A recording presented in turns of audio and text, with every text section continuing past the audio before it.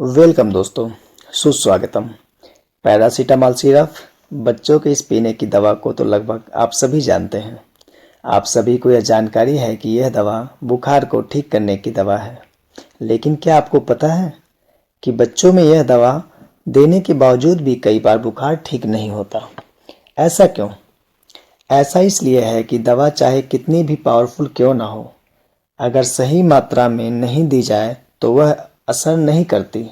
बीमारी को ठीक करने के लिए सही दवा तथा दवा को सही मात्रा देना आवश्यक है। इसी कारण आज के इस वीडियो में हम जानेंगे कि बच्चों में पैरासीटामॉल की दवा कितनी मात्रा में दी जाती है, डॉक्टर उसको कैसे मापते हैं, दवा को ज़्यादा मात्रा में अगर दे दिया जाए तो वह दवा क्या क्या नुकसान करती है। पैरासीटामॉल से जुड़ी और भी सामान्य बातें हम इस वीडियो में जानेंगे।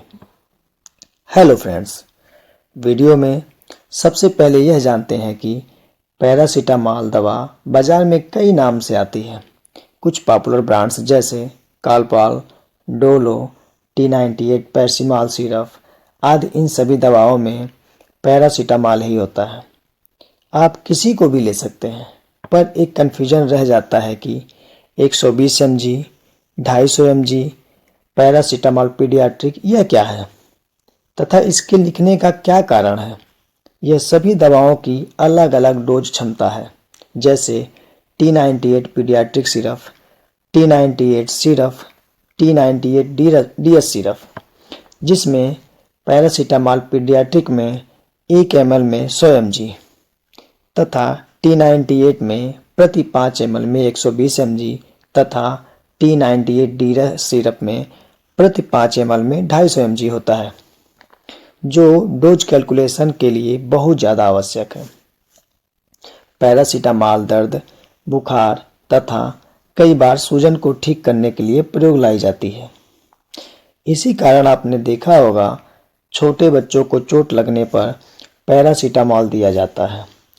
पैरासीटामॉल मुख्यतः बुखार के लिए ही लिया जाता है।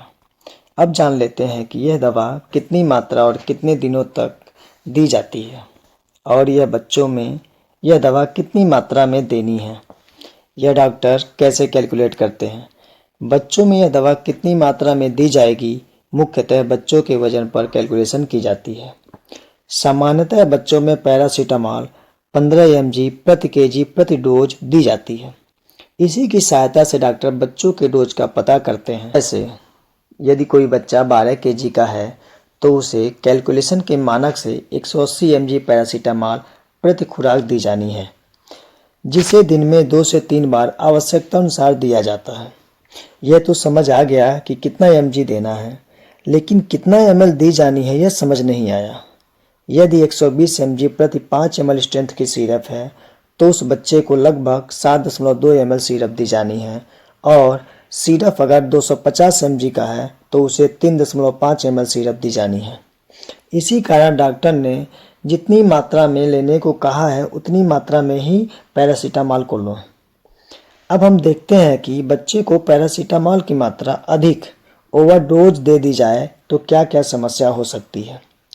ओवरडोज देने से बच्चों को उल्टी होना, पेट दर्द होना, भूख न लगना और लंबे समय तक दवा ओवरडोज दे दी जाए तो लीवर संबंधी समस्या जैसे बच्चों को पीलिया होना, बच्चों के आंखों का पीला हो जाना, ब्लड शुगर बच्चे का कम हो सकता है। इसी कारण मैं प्रत्येक वीडियो में सलाह देता हूं कि दवा लेने से पहले डॉक्टर से परामर्श अवश्य लें, जिससे आपको दवा का सही मात्रा पता चल सके।